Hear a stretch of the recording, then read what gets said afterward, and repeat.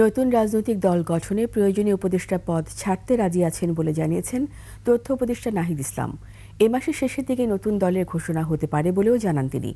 ২১ টেলিভিশনকে দেয়া একান্ত সাক্ষাৎকারে এসব কথা বলেন নাহিদ ইসলাম।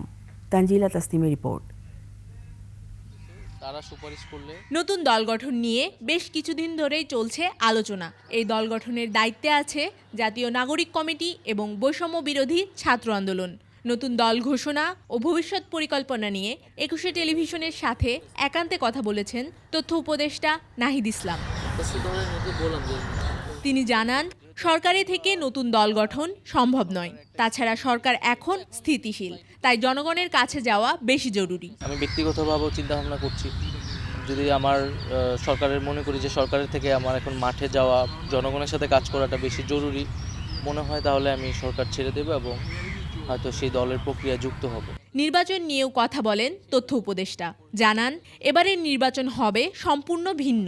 এছাড়া কাকে ভোট দেবে আর কাকে ভোট দেবে না তা নির্ধারণ করবে জনগণ। মানুষ তো আসলে গণঅভ্যুত্থান করেছে একটা নতুনত্ব, পরিবর্তন, সংস্কার, বিচার, ন্যায় বিচার ইত্যাদির প্রত্যাশা। তো সেই কমিটমেন্ট এবং আস্থা যারা বেশি দিতে পারবে, আমি মনে করি মানুষ তাদেরকে সাপোর্ট করবে।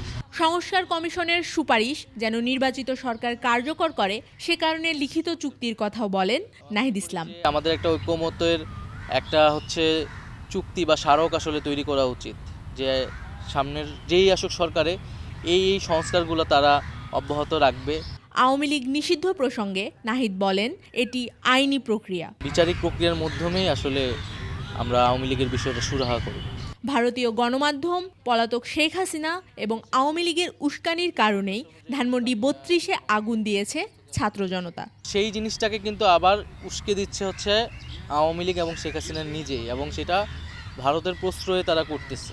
ভারতের থেকে শেখ হাসিনা এই ধরনের বক্তব্য দিচ্ছে, যেটা জনগণকে বিক্ষুব্ধ করতেছে এবং জনগণ সেখানে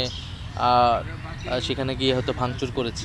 অন্তর্বর্তী সরকারে নতুন কোনো শিক্ষার্থী আসার প্রয়োজন নেই মন্তব্য করে নাহিদ বলেন, তারা চাইলে নতুন দলে যোগ দিতে পারে। জনগণের কাছে তাদের বেশি যাওয়া প্রয়োজন। তানজিলা তাসনিম, ২১ টেলিভিশন, ঢাকা।